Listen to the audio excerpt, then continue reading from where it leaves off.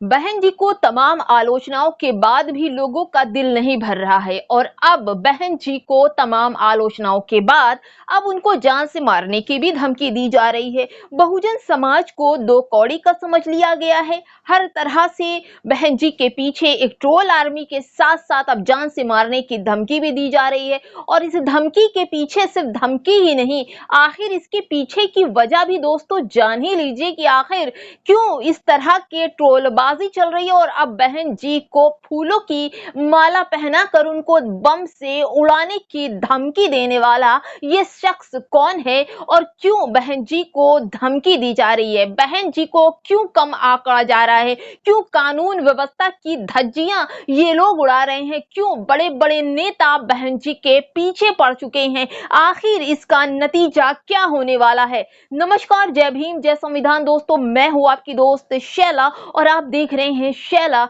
Nahid official. दोस्तों, लाखिमपुर में एक व्यक्ति ने बहुजन समाज की बसपा सुप्रीमो मायावती को जान से मारने की खुली चेतावनी दे दिया है और इस चेतावनी के पीछे भी सरकार ने कोई भी एफआईआर या मुकदमा नहीं रखा है। खबर यह है कि लाखिमपुर खीरी में निघासन तहसील के पास फॉर्चून की दुकान रखने वाला ध्रुव कुमार, उसने बहन जी को जान से मारने की धमकी दे दी है, बम से उड़ाने की धमकी दे दी है। और जब इस धमकी को लेकर बीएसपी के कार्यकर्ता निघासन पुलिस थाना कोतवाली पहुंचे, वहां एसओ से कहा कि एफआईआर लिखा जाए, तो एसओ ने इसलिए टाल दिया मुकदमा, कहा कि जांच करके तब कोई कार्रवाई की जाएगी। और जिस व्यक्ति से इस ध्रुव कुमार ने कहा है उनका नाम है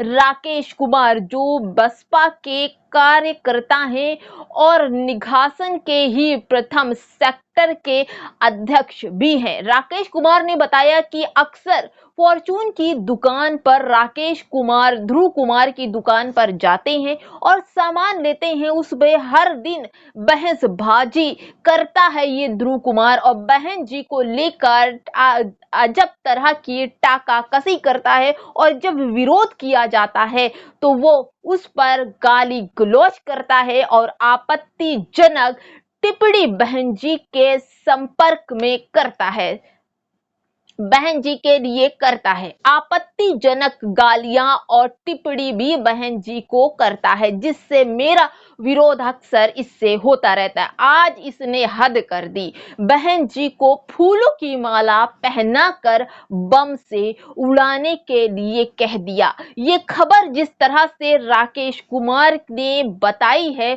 उससे तो ये आका जा रहा है कि बहन जी के पीछे जिस तरह से बीजेपी की बी टीम कही जा रही थी और अब बहन जी को जान से मारने की धमकी भी मिलने लगी है। किस चीज का इंतजार कर रहा है ये प्रशासन? कोई अनहोनी की घटना हो जाएगी तब ये एफआईआर लिखेगा क्या? बसपा सुप्रीमो मामूली नेता नहीं है दोस्तों। बसपा सुप्रीमो देश की बड़ी पार्टी की बीएसपी सुप्रीमो है बहन मायावती जी, जो देश की यूपी की मुख्यमंत्री रह चुकी हैं, देश में दलितों के लिए हमेशा बोलती हैं, मुसलमानों दबे कुचले लोगों के लिए बोलती हैं। आखिर उनके पीछे इस तरह से पड़ने वालों की वजह क्या है?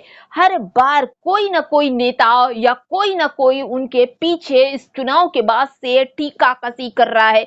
अभी कुछ दिन पहले ही दो कौड़ी का के जो कि लंदन में बैठा हुआ है, उसने बहन मायावती जी को बोला कि हमारे घर का शौचालय आकर साफ करें, क्योंकि अब बहन मायावती जी में कुछ बाकी नहीं रह गया। अभी तक प्रशासन ने उसके खिलाफ कोई एफआईआर नहीं ली की है, जबकि इसको लेकर सोशल मीडिया पर बहुत ज्यादा कार्यकर्ता बहुजन समाज पार्टी के लोग नाराज हैं, लेकिन पुलिस ने अभी तक केआरके के खिलाफ कोई कार्रवाई नहीं की है। वहीं ध्रुव राठी को लेकर कहा गया कि ध्रुव राठी ने साफ अपने लफ्जों में और ट्विटर पर लिखा कि बहन जी बीएसपी की बी टीम है, उन्होंने 16 सीटों से बीएसपी को जिता दिया। फिर दोस्तों आती हैं सुप्रिया श्रीनेत, कांग्रेस की बड़ी नेता हैं, प्रवक्ता हैं, और उन्होंने कल ही एक ट्वीट में कहा कि 16 सीटों के लिए बहन जी ने 16 सीटों के लिए बहन जी ने बीजेपी को जिता दिया। ये बीजेपी की संकट मोचन है।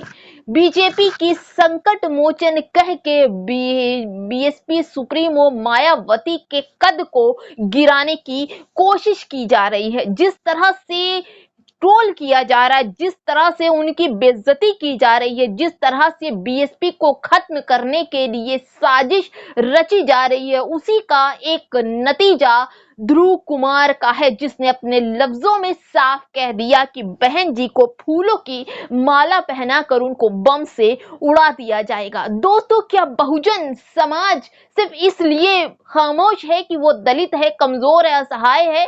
दोस्तों, क्यों वहां पर एफआईआर बहन जी की नहीं लिखी गई?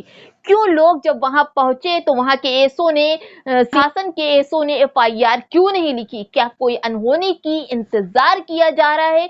क्यों बहन जी के पीछे इस तरह के ट्रोल आर्मी लगी है? उनको नुकसान पहुंचाने की कोशिश की जा रही है, या फिर दलितों को डराने की कोशिश की जा रही कि आइंदा से दलित कोई भी चुनाव में किसी भी बड़े समाज का हिस्सा ना बनने? इस तरह से मनुवादी लोग बहन मायावती जी के पीछे पड़े हैं, उससे तो यही लगता है कि बहन जी को जान का खतरा हो गया है। दोस्तों, ये कौन सी बात है कि आखिर क्यों इस तरह के सवाल इर्द गिर्द बुने जा रहे हैं बहन जी को लेकर? क्या बहन जी ने किसका क्या बिगाड़ा है? बहन जी ने किसका बुलडोजर से घर तोड़ दिया?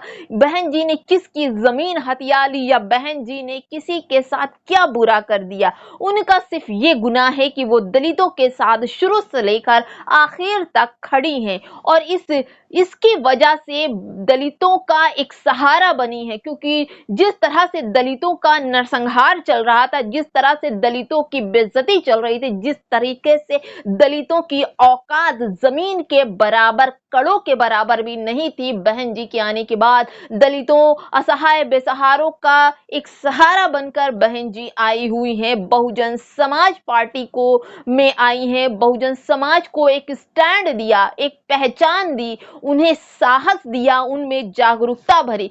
क्या इसका यही नतीजा है कि बहन जी को ट्रोल किया जा रहा है?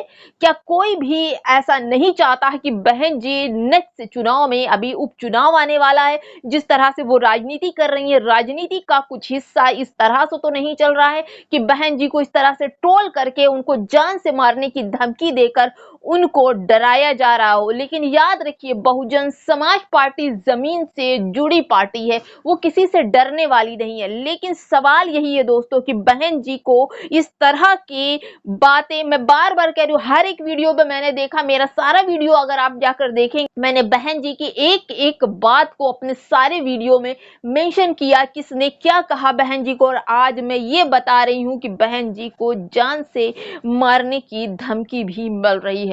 दोस्तों, अलर्ट हो जाइए, बहुजन समाज कार्यकर्ताओं को अलर्ट हो जाना चाहिए। जिस तरह से बहन जी के लिए साजिश रची जा रही है, इसी तरह बड़े पैमाने पर कार्रवाई करने की जरूरत है, क्योंकि हो सकता है कहीं चूक हो गई तो बड़ी मुसीबत में बहुजन समाज पार्टी पड़ जाएगी। दोस्तों, खबरें बहुत है, हम बहन जी के लिए खबरें फिर लेकर आएंगे। आखिर क्यों पुलिस ने वहां की सिंहासन, पुलिस ने बहन जी के ऊपर बम से मारने की धमकी देने वाले पर एफआईआर अभी तक क्यों नहीं लिखी है? आपका इस वीडियो पर क्या कहना है दोस्तों? हमें आपकी इंतजार रहेगा। कमेंट बॉक्स में आइए और हमारा साथ दीजिए। आप आइए, हमारे वीडियो पे कमेंट कीजिए, बहुजन समाज पार्टी का एक हिम्मत दीजिए, ताकत दीजिए, ताकि वो अपने काम के लिए हमेशा डटी रहे। चलते हैं दोस्तों, फिर मिलेंगे नई खबरों के साथ। देखते रहिए शैला नाहिद ऑफिशियल। खबरें अच्छी लग रही हो तो लाइक, शेयर, सब्सक्राइब जरूर करते जाइए। जय भीम, नमस्कार, जय संविधान।